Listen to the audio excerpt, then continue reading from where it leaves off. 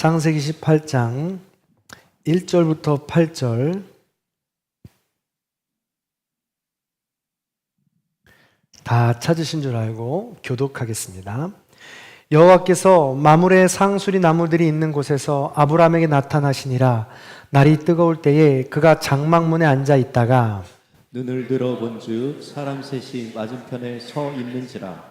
그가 그들을 보자 곧 장막문에서 달려나가 영접하며 몸을 땅에 굽혀 이르되 내 주여 내가 주께 은혜를 입었사오면 원하건대 종을 떠나 지나가지 마시옵고 물을 조금 가져오게 하사 당신들의 발을 씻기시고 나무 아래서 씻소서. 내가 떡을 조금 가져오리니 당신들의 마음을 상쾌하게 하신 후에 지나가소서. 당신들이 종에게 오셨음이니이다. 그들이 이르되 내 말대로 그리하라. 아브라함이 급히 장막으로 가서 사라에게 이르되 속히 고운 가루 세 수를 가져다가 반죽하여 떡을 만들라 하고 아브라함이 또 가축대 있는 곳으로 달려가서 기름지고 좋은 송아지를 잡아 하인에게 주니 그가 급히 요리한지라. 아브라함이 엉긴 젖과 우유와 하인이 요리한 송아지를 가져다가 그들 앞에 차려놓고 나무 아래에 모셔섬에 그들이 먹으니라. 아멘. 우리 믿음의 고백을 하나님께 올려드리겠습니다. 하나님 좋습니다. 감사합니다. 사랑합니다. 하나님이 하시면 무엇인지 다 이루어집니다. 하나님 좋습니다. 감사합니다. 사랑합니다. 하나님이 하시면 무엇인지 다 이루어집니다. 하나님 좋습니다. 감사합니다. 사랑합니다. 하나님이 하시면 무엇인지 다 이루어집니다. 아멘. 하나님께 영광의 박수 올려드리겠습니다. 네, 여름철 가장 큰 특징 중에 하나는 장마철 홍수입니다. 많은 비로 인해서 농작물에 피해가 가고 도시에는 침수가 되어서 생활에 위협도 줍니다. 얼마 전 진이천의 이 하수가 굉장히 높아져서 제가 듣기로 우리 교우 중에 한 가정도 대피를 했다는 소식도 들었습니다. 넘치진 않았지만 위협을 느껴서 말이죠. 이처럼 우리는 홍수 피해를 막기 위해 평소 배수로를 확보하고 댐을 건설해서 물을 모으기도 합니다. 일전에 알게 되었는데 이렇게 비가 오면 비가 올수록 좋아하는 사람들도 있다는 것을 알게 되었습니다. 누구냐? 바로 이 수자원 공사에 계신 분들과 댐에 관련된 분들이라고 하더라고요. 그래서 사실은 댐에서 물이 차면 찰수록 그분들에게는 유익이 된다는 것이죠. 그래서 제가 충남에 있을 때는 보령댐이 만수위가 되면 그 관련된 모든 분들이 저녁에 회식한다는 소리가 있었습니다. 보령댐이 만수위가 될 정도로, 말랐는데 만수위가 될 정도로 비가 온다는 것은 그 주변에 우리 농가는 거의 다 침수가 된다는 이야기입니다. 근데 그들에게는 기쁨이 된다는 것이죠. 우리의 삶도 마찬가지입니다. 우리 안에 사랑을 계속해서 채워나가면 그것을 제때 방류하지 않으면 그 댐은 무너지거나 누군가에게는 아픔이 될 수 있다는 것이죠. 함께하는 이웃들에게 생명의 근원인 생수가 될 수도 있고 나만을 위해서 그 근원인 물을 사용하다 보면 말라 비틀어질 수도 있다는 것입니다. 이것이 바로 우리의 신앙 원리이기도 합니다. 그래서 하나님께서 우리에게 주신 계명, 너무나도 중요한 계명, 성경을 우리가 넣어서 집자기에 넣어서 짜게 되면 남아 있는 이 정수 두 가지가 바로 이거죠. 바로 내 하나님을 목숨을 다하고 힘을 다하고 내 능을 다하여 하나님을 사랑하라라는 것입니다. 그리고 두 번째로 내 이웃을 내 몸과 같이 사랑하라라는 것이죠. 그리고 요한복음에서는 서로 사랑하라라고 이야기했습니다. 하나님은 그리스도의 장성한 분량까지 안내하면서 이 두 가지 원리를 끊임없이 점검하십니다. 댐의 원리와도 같죠. 우리가 댐이라면 그래서 우리 안에 사랑을 계속해서 채워 넣어야 되는 것입니다. 그래서 우리 교회에 이 비전 사명 선언문이 있는데 거기에 따른 이 구현 방법은 바로 이겁니다. 하나님 사랑을 받고 서로 사랑을 하고 이웃 사랑, 창조 사랑으로 나누자 이것이죠. 우리가 2021년도 따로 똑같이 그때 주제와 우리 행동의 이 문구가 바로 비전 선언 이거였습니다. 혹시 기억나시는지 모르겠습니다. 그래서 모션까지 제가 알려드렸죠. 하나님 사랑을 받고 서로 사랑하고 이웃사랑 창조사랑으로 나누자 이겁니다. 그래서 한번 부끄러운 눈빛으로 저를 쳐다보지는 마시고요. 저를 한번 따라해 보겠습니다. 하나님 사랑 받고, 아니요, 제가 한번 하면 여러분들이 따라 하시는 거죠. 하나님 사랑 받고, 옆에 분 안아주십니다. 서로 사랑하고, 이웃 사랑으로 나누자. 그렇습니다. 이겁니다. 그래서 이웃 사랑만 있었는데 사실 이제 기후 위기다 뭐다 해서 이슈가 창조 세계에 있잖아요. 그래서 창조 사랑까지 확장시키는 겁니다. 이게 건강한 신앙인의 모습인 거죠. 그래서 여러분 주보를 보시면 뒤에 이렇게 원 모양이 있어요. 이 원 모양이 바로 이 그림을 상징하는 겁니다. 하나님 사랑을 받고 우리 가족 그리고 영적인 공동체인 교회 식구들을 서로 사랑할 때 우리는 더 깊어질 수 있습니다. 그 힘을 가지고 비로소 우리가 모르는 타인들, 이웃들, 그리고 창조 세계를 사랑할 수 있고 나눌 수 있게 된다는 것이죠. 그 자체가 바로 하나님을 사랑하는 것이라서 이 원리들을 이루며 살아갈 때 다시 하나님을 사랑하는 것으로 올려지는 예배의 삶이 된다는 것이죠. 이 그림이 바로 그런 그림입니다. 잘 살펴보시면 좋겠어요. 자, 그래서 다시 한번 질문합니다. 그렇다면 우리 댐 안에 만수일을 채워야 되는 것은 무엇으로 채워야 할까요? 그렇습니다. 사랑입니다. 하나님 사랑, 하나님의 은혜이죠. 자, 오늘 말씀의 아브라함은요, 이 원리를 가지고 살아갔던 사람입니다. 그 진리를 함께 나눠보도록 하겠습니다. 자, 지금까지 우리가 12장부터 아브라함을 나눴는데, 아브라함의 삶을 다시 한번 생각해 보시기 바랍니다. 아브라함은 매 순간 고난과 역경의 삶을 살았습니다. 그러나 그 매 순간 하나님의 사랑을 충만히 받고 그 사랑을 나누면서 그 댐이 갈급해질 때마다 하나님의 사랑을 받는 이 반복을 계속했다라는 것입니다. 오르락 내리락 삶을 살았다라는 것이죠. 기억하십니까? 그가 고향을 떠나라는 명령을 듣고부터 그는 제단을 쌓기 시작했습니다. 예배를 드리기 시작했다는 것이죠. 예배를 드리는 삶 가운데에도 그에게는 기근이라는 고난, 폭력이라는 고난, 그리고 가족 간의 갈등, 전쟁이라는 갈등 멈추지 않았습니다. 그러나 아브라함은 예배도 멈추지 않았다라는 거예요. 그렇게 처음 제단을 쌓을 때, 예배하는 삶을 살 때 그 당시 나이가 75세였습니다. 예배를 제단을 쌓던 곳이 마므레 상수리 숲을 헤브론이었죠. 그런데 25년이 지난 아브라함 99세가 되었을 때 지금 어디에 있는지 오늘 본문을 보시죠.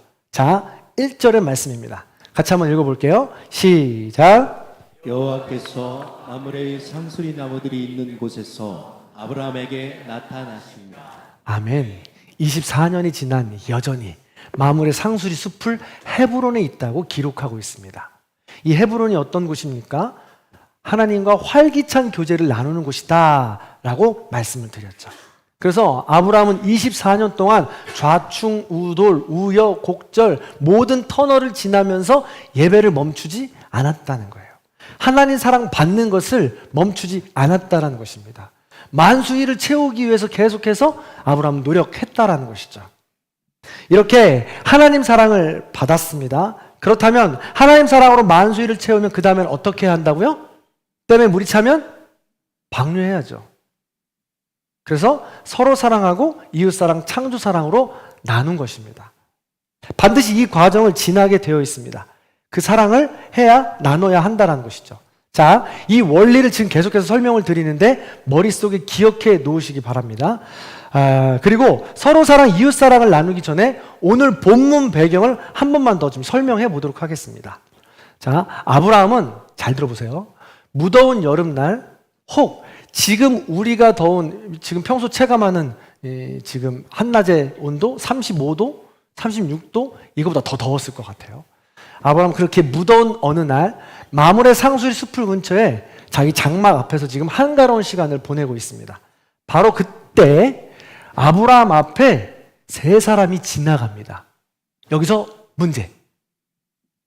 아브라함은 이 세 사람의 정체를 보자마자 알았을까요? 몰랐을까요? 자, 지금 나눴어요. 알았다 살짝 손 들어봐 주세요. 오케이. 그러면 몰랐다 살짝 손 들어보세요. 오, 좋습니다. 반반입니다. 네. 주석가들은 두 가지 모두 가능성을 둡니다. 알았다라는 해석가들도 있고 몰랐다라고 하는 해석가들도 있습니다. 그러나 오늘 저는 몰랐다라는 것에 해석에 힘을 실어서 오늘 말씀을 나누려고 합니다. 왜 이게 중요하냐면요. 오늘 말씀의 주제는 하나님 사랑 받고가 아닙니다. 서로 사랑하고 이웃 사랑이냐를 나누려고 하는 것이죠. 그래서 하나님 사랑이냐 예배냐 아니면 서로 사랑 이웃 사랑이냐 이 선교냐에 대한 중요한 기준이 되기 때문에 우리가 한번 살펴보자는 것이죠. 자, 그냥 무심코 읽으면 이 세 사람이 하나님이라고 생각하고 하나님을 대접한 것이니 이 본문의 주제는 하나님 사랑 예배가 될 것입니다. 그러나 만약에 오늘 본문이 그들이 모르는 사람이라고 대접했다라고 한다면 본문의 주제는 선교요 이웃사랑이 될 것이다 라는 것이죠. 오늘 본문에서 아브라함은 그들이 누군지 몰랐다라는 몇 가지 근거가 있습니다. 자, 첫 번째, 사실은요 1절과 2절을 번역할 때 저는 조금 더 세밀히 번역해야 된다고 생각합니다. 화면을 보시면 원래 성경이 나눠진 성경 이 1절, 2절 구분은요 여호와께서 마물의 상수리 나무에서 쭉 얘기하다가 장막문에 앉아 있다가 까지가 1절로 되어 있습니다. 그런데 다들 아시겠지만 성경이 처음 기록된 것은 양피지에 이렇게 빼곡하게 히브리어로 기록되어 있었습니다. 그때는요 이것이 장절이 나누어져 있지 않았어요. 지금처럼 오늘 본문 18장 1절이 다 나누어져 있지 않았습니다. 후대에 양피지를 보고 많은 이 학자들이 성도들이 읽기 편하게 하기 위해서 이걸 편의상 나눠 놓았다는 것이죠. 그래서 사실은 성경 학자들에 따라서 읽을 때마다 이 장절을 구분할 때 조금은 유도리가 있다는 것이죠. 바울도 그런 이야기를 했으니까. 그래서 제가 이야기할 때 본문 18장 1절 2절은 오늘 성경 본문으로 나누는 것보다 이렇게 나누는 것이 좀 합당하다라고 해서 제가 설명을 해드립니다. 보세요.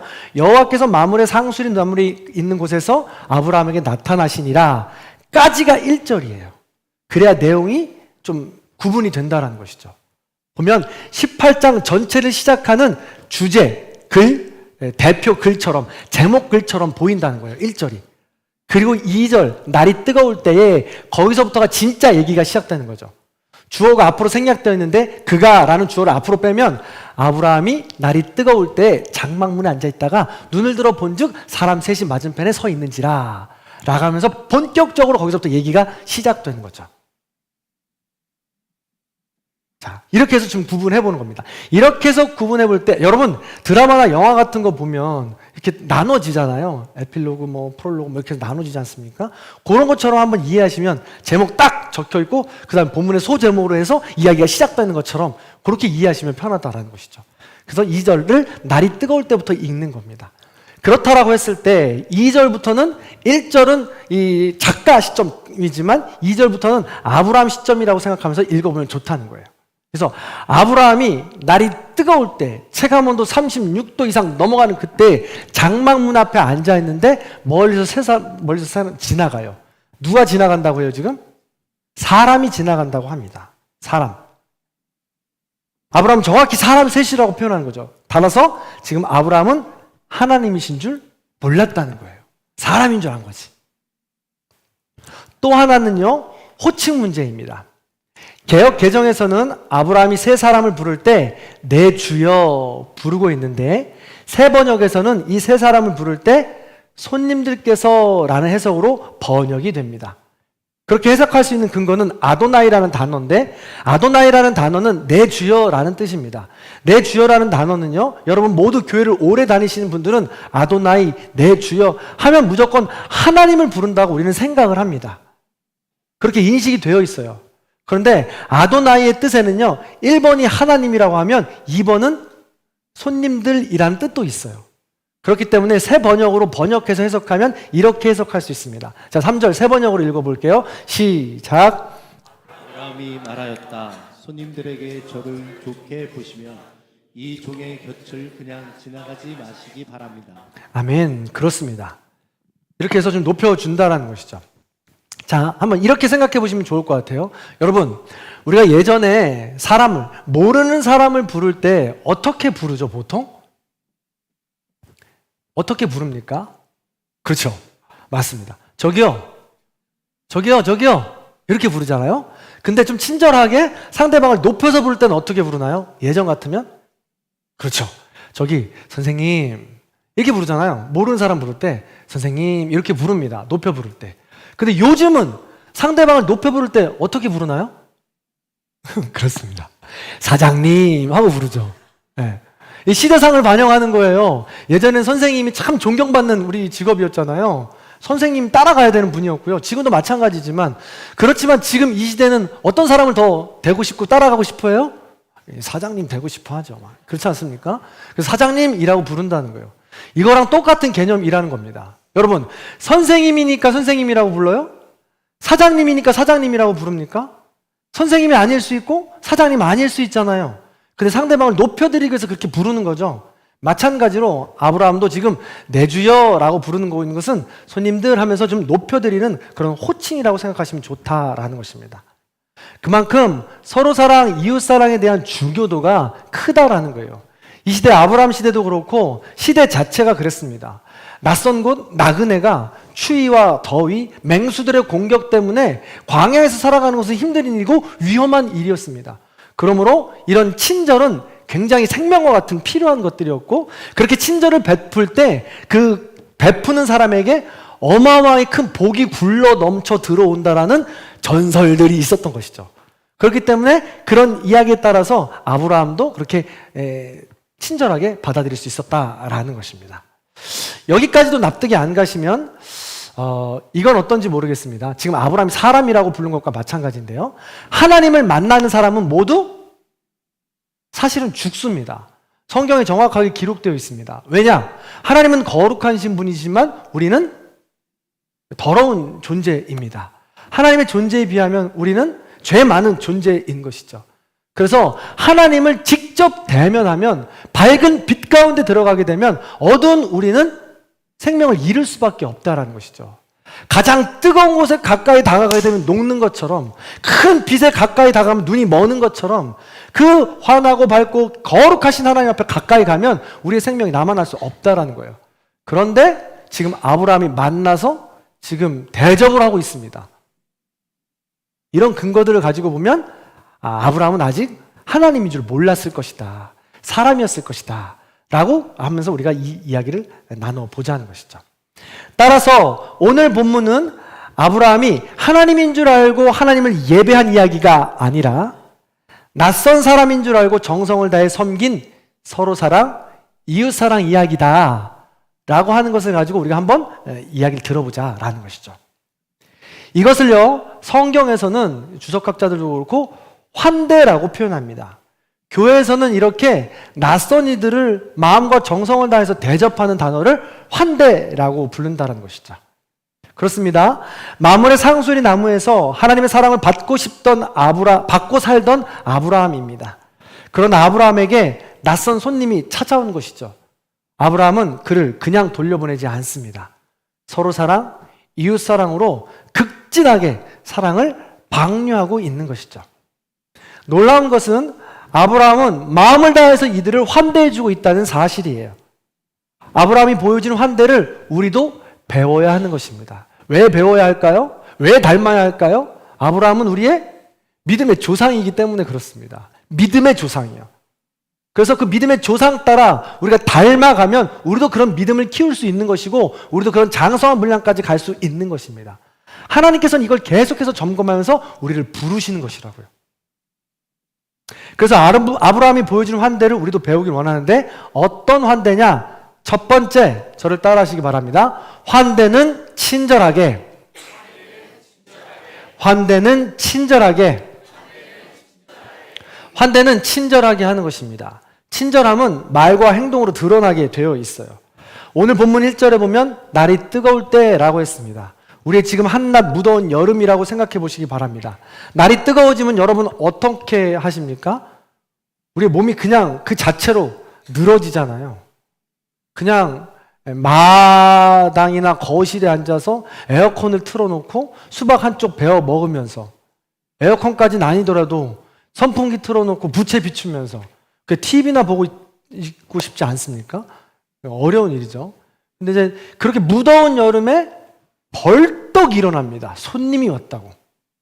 그리고 2절을 보면 그들을 보자마자 달려나갔다고 이야기합니다. 그리고 몸을 땅에 엎드려 절을 했다고 말하죠. 그리고 동시에 일사불란하게 지금 움직이고 있는 것입니다.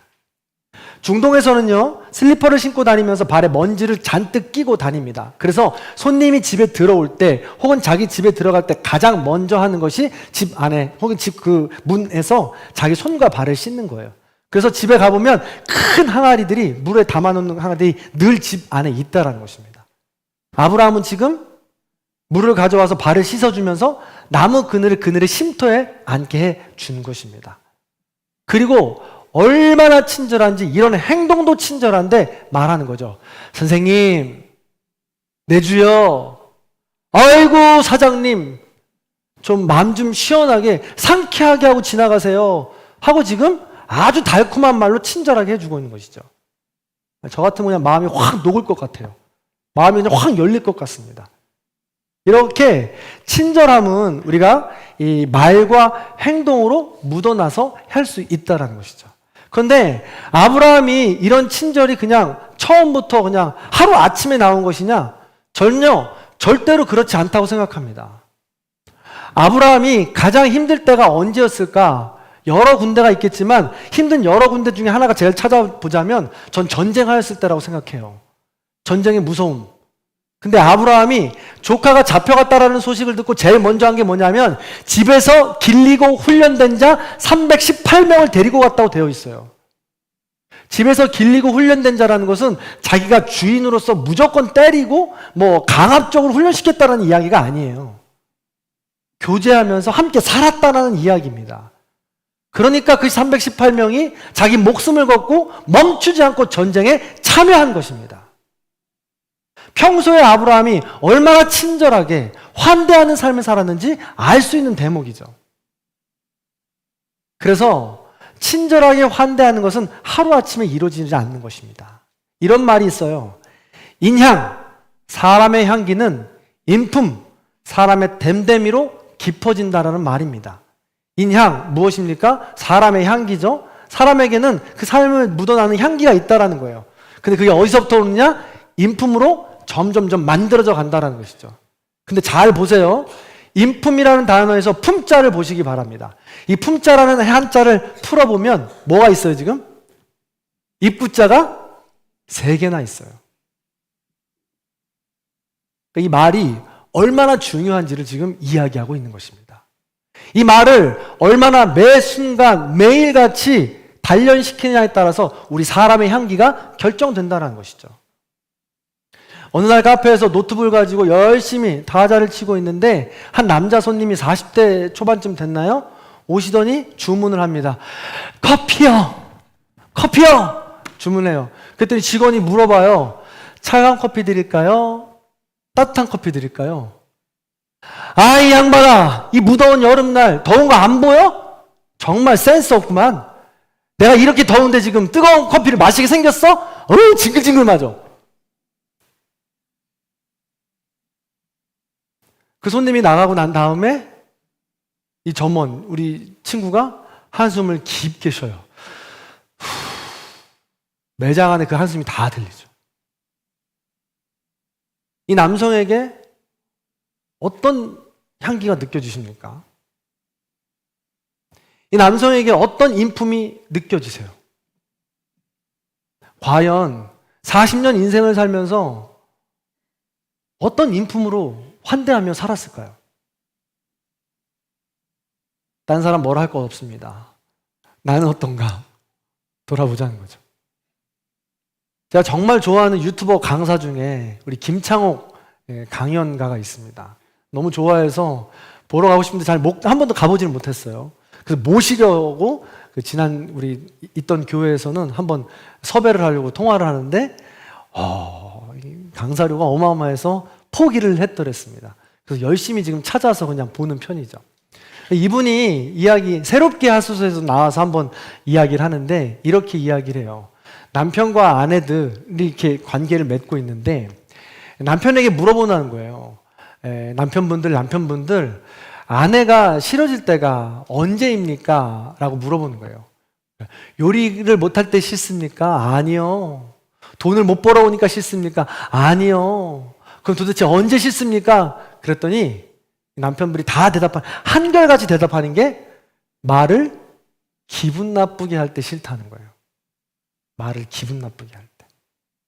그래서 강사님이, 이 김창욱 강사님이 아내분들 모일 때 가서 물어봤대요.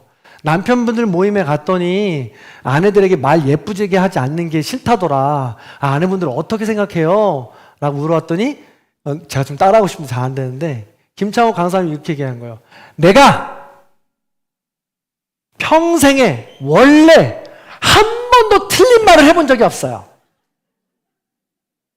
나는 원래 그런 사람이야. 한 번도 틀린 말을 해본 적이 없어. 지가 늦게 들어오고서는, 지가 약속 안 지켜놓고서는, 뭐 이렇게 옳은 말, 맞는 말을 아내가 남편에게 하긴 한다는 거예요. 그렇게 말을 기분 나쁘게 하니까 호감도 못 얻죠. 사랑도 못 얻죠. 가정이 깨지게 되는 것입니다. 그렇게 친절하지 못하게 살아가 보니 그 안에서 어떤 사랑을 누려봤겠어요. 이렇게 환대하는 것은요, 가장 가까운 가족에게도 친절함으로 나아가야 된다는 것입니다. 말과 행동으로 말이죠. 우리가 하는 모든 말들이 정답일 수 있지만 호감을 얻을 수는 없습니다. 사랑을 얻을 수 없어요. 친절함이 빠지면 말입니다. 그래서 저는 이야기하고 싶습니다. 오늘 청년들 우리 함께 예배를 드리는데 지난번에 한번 이야기했잖아요. 정말 제가 청소년들 이번에 다시 한번 느낄 건데 그냥 같이 있기만 해도 좋아. 우리 남자 여자들 친구들이 그냥 서로 바라보기만 해도 좋아. 그러니까 엄마 아빠 집에 있으면 늘 울상인데 그 친구들이 있으니까 그냥 좋은 거예요, 다. 근데 얘기하고 싶은 게 뭐냐면 얼굴 이쁜 거, 몸매 예쁜 거 오래가지 않더라는 거예요. 얼굴 잘생긴 거, 식스팩 있는 거 오래가지 않더라는 거예요. 어떤 사람 봐야 돼요? 말을 예쁘게 하는 남자, 말을 예쁘게 하는 여자, 그 사람을 골라야 돼요. 제가 1부 때는 이런 얘기 하지도 않았어. 우리 청소년들, 청년들이 있으니까 제발 부탁입니다. 제 딸도 있어서 그래요. 말을 예쁘게 하는 사람 만날 수 있기를 바라는 거죠. 그렇게 친절한 사람을 만나기 바라요. 자, 앞뒤 좌우 여러분과 인사하겠습니다. 친절하게 말합시다. 친절하게 행동합시다.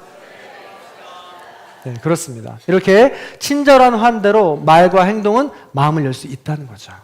자, 두 번째입니다. 환대는 진실하게입니다. 진실하다는 것은요, 정성과 기쁨의 행동이 담겨 있습니다. 아브라함은 그 즉시 손님들을 맞이하면서 발 닦아주고 거기서 끝난 게 아니에요. 아내에게 이야기합니다.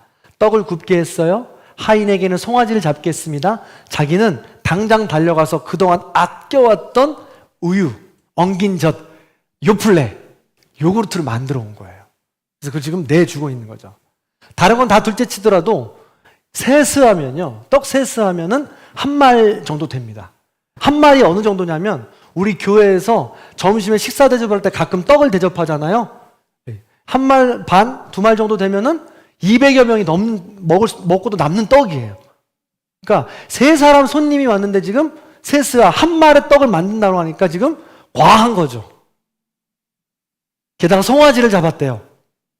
과한 겁니다. 그런데 그만큼 지금 정성을 다하고 있는 거죠. 진심을 담아서 지금 행동을 보여주고 있는 겁니다. 우리 잔치 지론도 있잖아요. 모자랄지언정 넘치도록 배가 불러서 가야 된다. 이게 바로 잔치의 지론 아닙니까? 손님에 대한 예의죠. 지금 이처럼 아브라함은 낯선 손님에 대한 최대한 예의를 보여주고 있는 것입니다. 서로 사랑, 이웃 사랑의 충분한 면모를 보여주고 있다는 것이죠.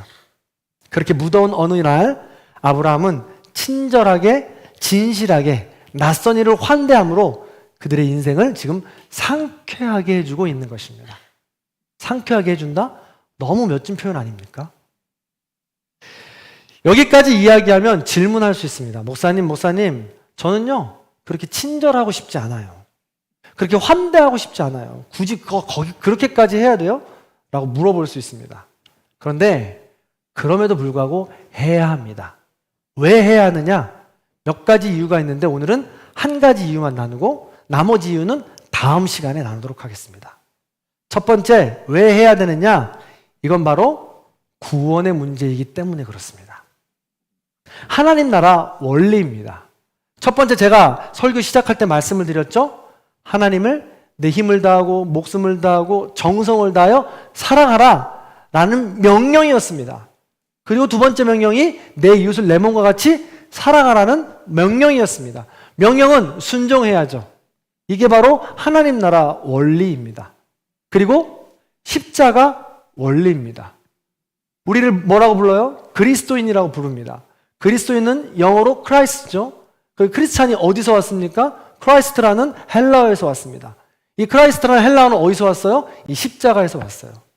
X자인데요. 다시 방향을 바로 고치면 십자가가 되는 거예요.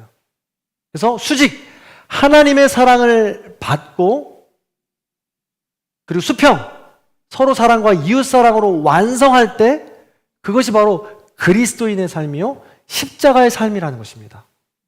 10계명의 원래도 마찬가지입니다. 1계명부터 4계명까지는 하나님을 향한 계명입니다. 그러나 5계명 내 부모를 공경하라부터 10계명까지는 사람과 사람 사이에 지켜야 될 계명이에요. 그래서 그것 또한 하나님 사랑과 이웃 사랑의 완성이라는 것이죠. 우리는 간혹 가다가 신앙이 정말 좋은 사람이라고 해서 봅니다. 그런데 인성이 꽝인 사람을 봐요. 장담컨대 그런 분들은 건강한 신앙인이 아니라는 거예요. 하나님 나라 원리는 바로 하나님 사랑, 서로 사랑, 이웃 사랑이 있습니다. 십자가의 원리에 있습니다. 십계명의 원리에 있어요. 주기도문의 원리에 있습니다.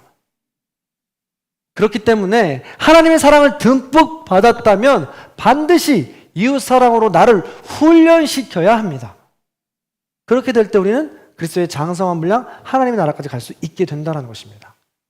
제일 정확하고 명확한 본문이 마태복음 25장에 나와 있죠. 하나님께서는 마지막 날 심판의 날에 양과 염소를 구분한다고 이야기합니다. 그래서 구원을 받을 자는 양이요 심판을 받을 자는 염소라고 이야기하죠. 그러면서 예수님은 이렇게 이야기합니다. 내가 줄일 때 너희가 먹을 것을 주었고 목마를 때 마시게 하였고 나그네 되었을 때 영접하였고 헐벗었을 때 옷을 입혔고 병들었을 때 돌보았고 옥에 갇혔을 때 와서 보았느니라 라고 예수님이 이야기했더니 제자들이 묻습니다. 예수님, 저는 그런 적이 없는데요. 주님 목마를 때 이렇게 준 적이 없고 옷 벗었을 때 나눠준 적이 없는데요. 어떡하죠? 구원을 받을 수 없는 것입니까? 제가 염소가 됩니까? 그랬더니 예수님 이렇게 대답하십니다. 마태복음 25장 40절이죠. 같이 읽어볼게요. 시작. 내가 진실로 너에게 이르노니 너희가 여기 내 형제 중에 지극히 작은 자 하나에게 한 것이 곧 내게 한 것이니라. 아멘. 그렇습니다. 이처럼 하나님은 우리의 삶에서 언젠가 낯선 이로, 허기진 이로, 갇힌 이로 온다는 거예요. 그 낯선 이를 반갑게 맞이하는 것, 배고픈 자에게 밥을 주고 추운 자에게 옷을 주며 갇힌 자에게 문을 열어주는 것, 그게 바로 환대요 사랑이라는 것이죠. 이 일을 하면 예수님께 하는 것이고 이 일을 누리면 구원을 얻는 양의 대열에 설 수 있다라고 분명히 말씀하는 것이죠. 이렇게 친절하게 환대하고 진실하게 환대하는 건 의무이기도 하지만 또 다른 면에선 하나님께서 놀라운 새로운 은총을 우리에게 주십니다. 그 새로운 은총은 다음 주에 나누겠습니다. 자, 말씀을 마무리합니다. 오늘 말씀은 한 줄로 정리할 수 있습니다. 하나님 사랑 받고 서로 사랑하고 이웃 사랑, 창조 사랑으로 나누자는 것이죠. 사랑하는 성도 여러분, 하나님의 사랑은 오늘도 우리에게 소낙비처럼 부어주고 계십니다. 그럼 우리 안에는 사랑이 만수위로 채워지게 될 텐데 그것을 제때 방류하지 않는다면 댐은 무너집니다. 제때 방류하지 않고 그대로 남겨둔다면 뜨거운 태양 아래 또 말라 비틀어지게 됩니다. 따라서 아브라함처럼 하나님과 깊은 교제를 나누며 풍성한 은혜를 받아서 그 사랑을 친절하게 환대하고 진실하게 환대하는 의무를 다해서 주님 주시는 구원을 이루시는 저와 여러분들이 다 되시길 간절히 축원합니다. 마지막으로 도전합니다.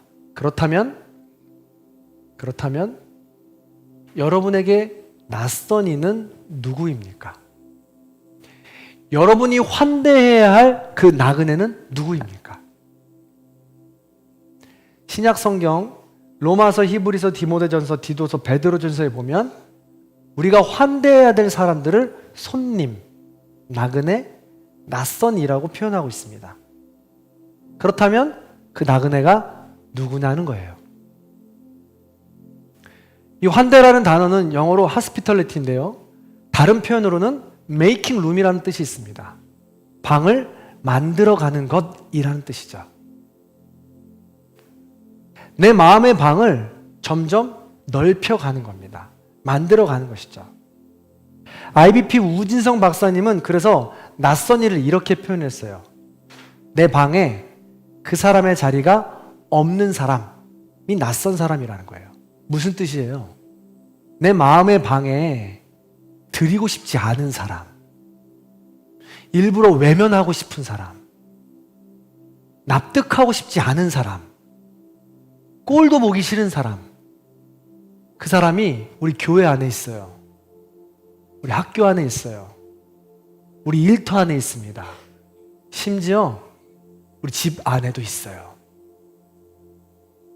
그런 낯선 일을 점점 들어올 수 있도록 방을 만들어주는 거예요. 준비가 안 되고 마음의 여력이 안 되면 그냥 잠시 닫고 있어도 됩니다. 그러나 끝까지 닫고 있으면 양의 대열에서 이탈할 수 있어요. 계속해서 끊임없이 문을 여는 것, 메이킹 룸 도전해야 된다는 것입니다. 그렇게 환대하는 훈련을 우리는 해 나아가야 된다는 것이죠. 그렇게 될 때 우리의 방문, 이 방이 점점 넓어져서 우리는 자유를 얻어요. 그 방문이 넓어져서 다른 방도 갈 수 있고요. 화장실도 갈 수 있고요. 누워서 TV를 볼 수 있는 방도 만들 수 있는 거예요. 그런데 이 환대를 수십 년이 지나도 못 하잖아요.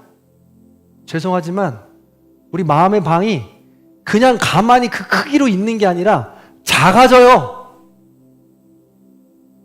내 마음 방문이 작아진다고요. 진짜 안타까운 건 내가 40이 돼도 50이 되고 60이 돼도 이 마음이 작아진 걸 모르는 거예요. 그리고 죄송하지만 알게 돼도 60, 70이 되잖아요. 그땐 방을 넓히기엔 이미 늦었어요. 너무 힘들어요. 훈련이 되어 있지 않아서 그 방을 넓히는 게 너무 어렵다고요. 그래서 하나님께서는 이 환대를 통해서 아주 어렸을 적부터 젊을 때부터 마음을 넓히는 훈련을 메이킹 룸, 내 마음의 방을 넓히는 훈련을 해보라는 거예요. 그래서 아주 오랜 시간 동안 나의 방을 더 크고 넓게 만들어서 자유해보라는 것이죠. 감사한 것은요, 우리 교회 안에서 많은 사역들이 이루어집니다. 여름 사역을 통해서도 우리 다음 세대 우리 청소년들도 왔지만 우리 청소년들 이 캠프를 위해서 많은 선생님들 또 우리 많은 남신도 여신도들이 함께 마음을 모았죠. 이 마음을 모으는 과정 가운데 솔직하게 말씀을 드리면 육체적으로 진짜 힘들어요. 하필 또 우리 교회에서 하는데 물놀이까지 하는데 어린이부에서 준비한 것보다 4배는 더 큰 걸 준비한대. 쉬운 것 같습니까? 주방의 여신도들 땀 흘려야 돼요. 어려운 일이죠.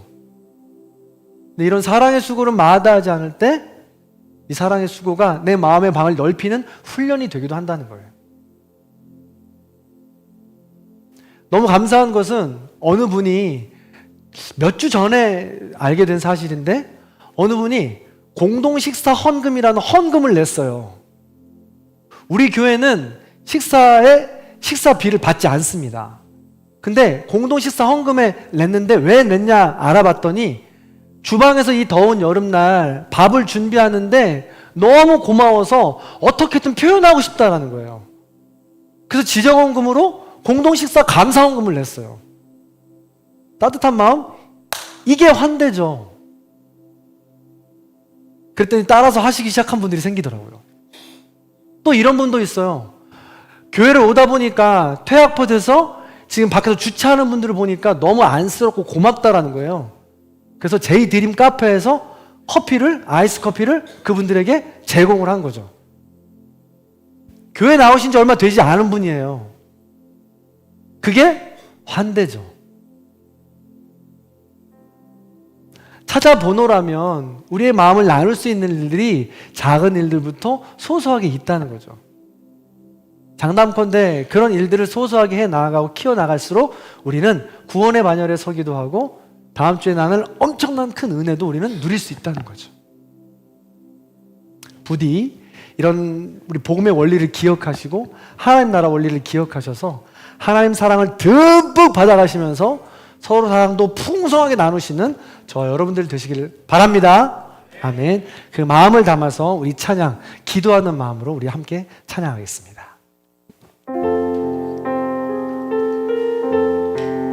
가사를 잘 기억하시면서 우리 함께 찬양하겠습니다.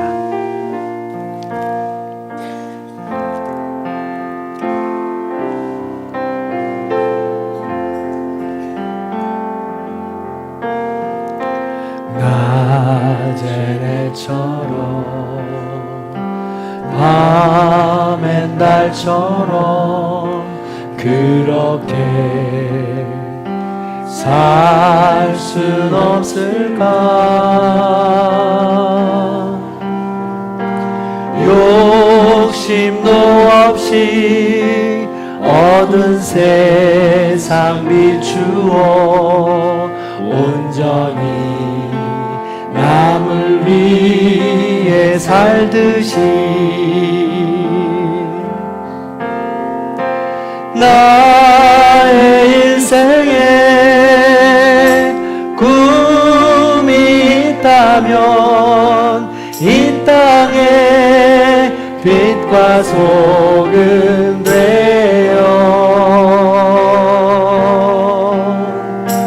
가난한 영혼 지친 영혼을 주님께 인도하고픈네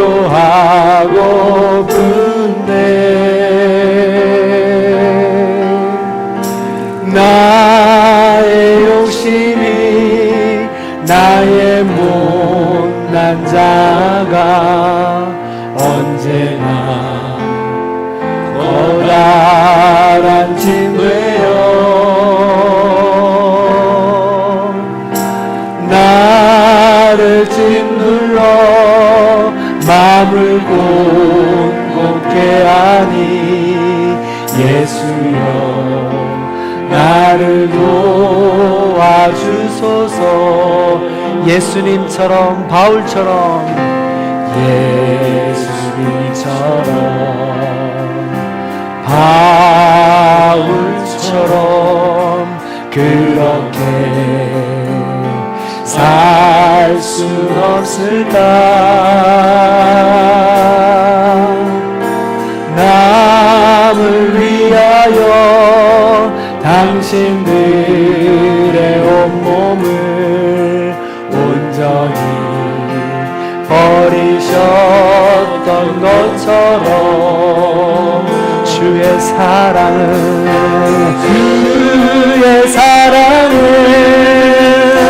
베푸는 사랑 값없이 거저주는 사랑 그러나 나는 주는 것보다 받는 것 더욱 좋아하니 나의 입술은 주님 닮은 듯하나 내 맘은 아직도 주하여 받을 사랑만 개수하고 있으니 예수여 나를 한 번 더 고백합니다. 주의 사랑은 베푸는 사랑, 주의 사랑은 베푸는 사랑, 값없이 거저주는 사랑. 그러나 나는 주는 것보다 받는 것 더욱 좋아하는 나의 입술은 주님 닮은 듯하나 내 맘은 아직도 좋아요. 받을 사랑만 개수하고 있으니 예수. 마지막으로 한 번만 찬양하겠습니다. 주의 사랑, 우리 눈을 감고 찬양해 보겠습니다. 주의 사랑은 베푸는 사랑, 값없이 거저주는 사랑. 그러나 나는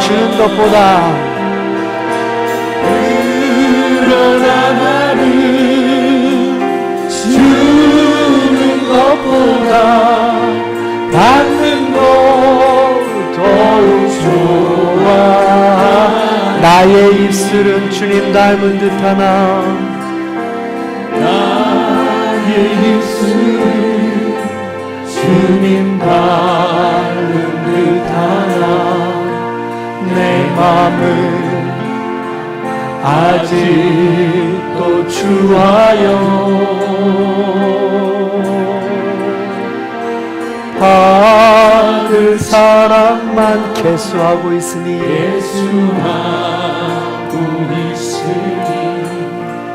예수여 나를 도와주소서. 우리 눈을 감고 고백합니다.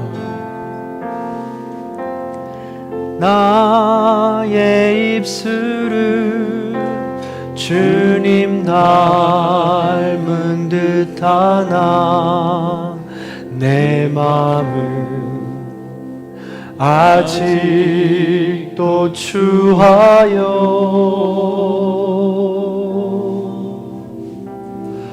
받을 사랑만 개수하고 있으니 예수여 나를 도와주소서.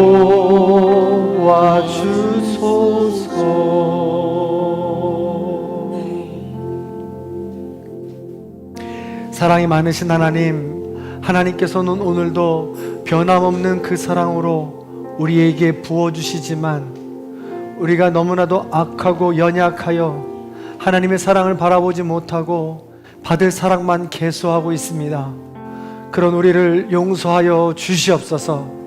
하나님이 주신 사랑을 깨달아 나도 사랑하고 싶고 환대하고 싶고 메이킹룸 내 방을 더욱더 크게 하고 싶지만 지금까지 살아온 삶의 방법 때문에, 삶의 태도 때문에, 내가 뜻하지 않았던 삶의 상처 때문에 그 방은 점점 인색해지고 옹졸해지며 좁아지고 있습니다.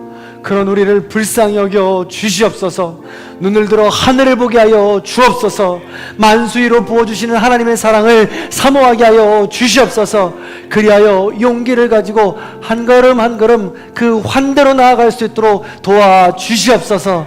진실하게 환대합니다. 친절하게 환대합니다. 그 환대를 한 걸음 한 걸음에 나아갈 때 우리의 그 마음의 방이 넓어질 수 있도록 인도해 주시고 자유를 누릴 수 있는 기뻐하는 삶이 될 수 있도록 주님 인도하여 주시옵소서. 매 순간 반복되는 삶 속에 2024년 무더운 여름을 보내면서 이제 하반기를 맞이하게 됩니다. 매 순간 삶 속에서 부어주시는 하나님의 사랑을 사모하게 해주시고 그 사랑을 누리며 나눌 수 있는 거룩한 삶이 될 수 있도록, 하나님을 닮아가는 삶이 될 수 있도록 인도하여 주시옵소서. 지금은 우리 주 예수 그리스도의 은혜와 하나님 아버지의 극진하신 사랑과 성령님의 감동 교통하심의 역사가 하나님의 사랑을 듬뿍 받고 우리의 마음의 방을 더욱더 넓히기를 결단하고 소망하는 우리 모든 성도님들 머리 위에, 원근 각처 터져 있는 자녀들과 부모님들 위에, 이 나라의 민족 위에, 지금도 말할 수 없는 아픔으로 신음하고 있는 이 세계의 모든 주님의 백성들 머리 위에 이제로부터 영원토록 함께 하시기를 간절히 축원하옵나이다. 아멘.